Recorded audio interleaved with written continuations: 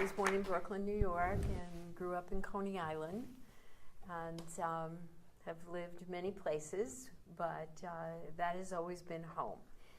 I was born in 1946, which makes me 68 years old, but it wasn't until about 6 months ago that I developed this incredible fascination with the fact that I don't know who my grandfather was. And so the name of my story is Unknown. And I know I had a grandfather, but my father and my grandfather didn't get along. And it was so terrible that when my mother married my father, my grandfather went up on the roof and he said, if anybody goes to that wedding, I'm jumping. Oh, jeez. Oh, my gosh. It's a little dramatic. Nobody went. I think I must have been about 2 years old because I have a very clear memory of a very tall man coming to visit in the apartment that we lived in. And he bought a little gold ring that he put on my finger. And I went to bed that night and the gold ring was gone the next morning. And I searched everywhere. We had linoleum on the floor, so I know that that ring didn't get lost.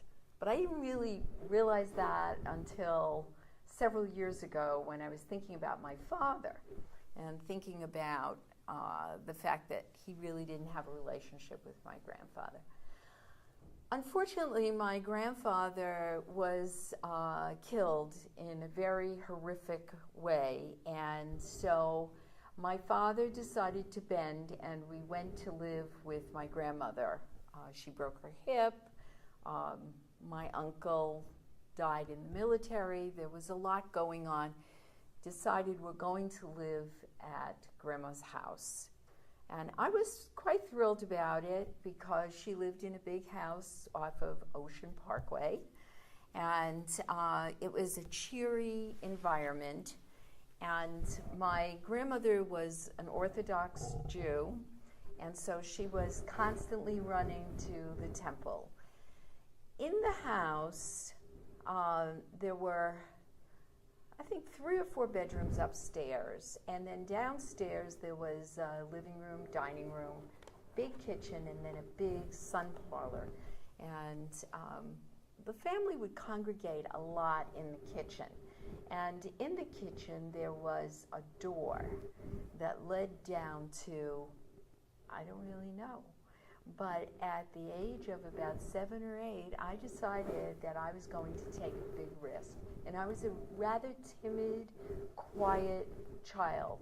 I liked to read and color, and so I stepped back from a lot of things. But I decided I'm going to open the door. And the smell that hit me was so phenomenal. It was musk and mold. And I said, I think I'm just going to go down there.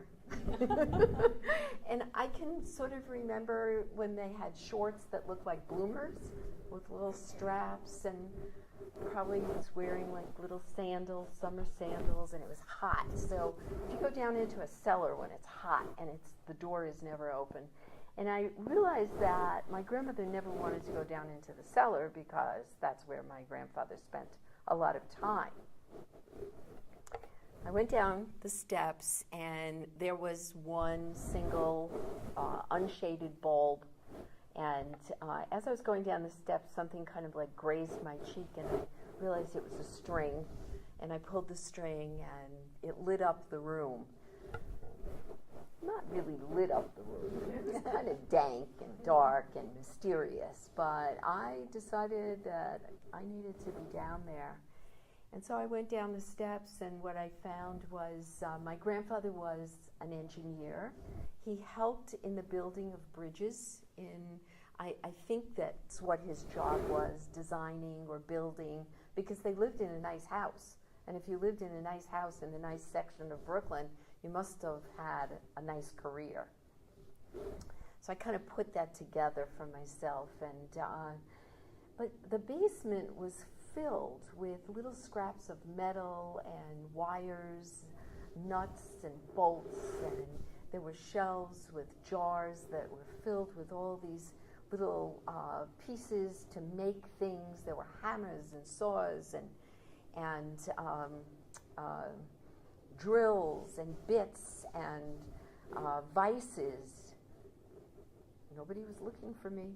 I didn't hear anybody say, "Come upstairs, where are you? Where is she?" Nobody cared. They were all taking care of whatever was going on in the kitchen. And I found that I was spending a lot of time in the cellar, and that I liked being down there, and that there was something there that was really interesting to me. And I started stacking up the washers, little washers, metal washers, and I started like stacking them up and then making designs out of them, and then putting them together and taking them apart, and then putting screws inside and then connecting them. And I was getting really excited, and here I am, 8, 9 years old, and my brother and I used to like walk around the streets and take long sticks and chew wads of gum and stick it down into the sewers and see what we could bring up, and I would take those and put them in a little paper bag and take them back to my grandmother's or grandfather's cellar room.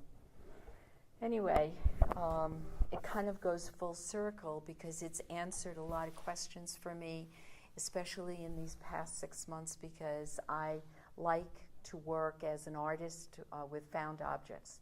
And I've been working with found objects, I realized, since I'm 7 or 8 years old. And that what was unknown was really known to me, except that I didn't know how to put it all together. And why his memory, I will honestly tell you, I do not know his name. And none of my relatives are alive, so I have no way to find out unless I start searching my mother's birth record, and then I think, I would be able to come up with a name. And that might be a next step for me, to start to explore the roots of my family.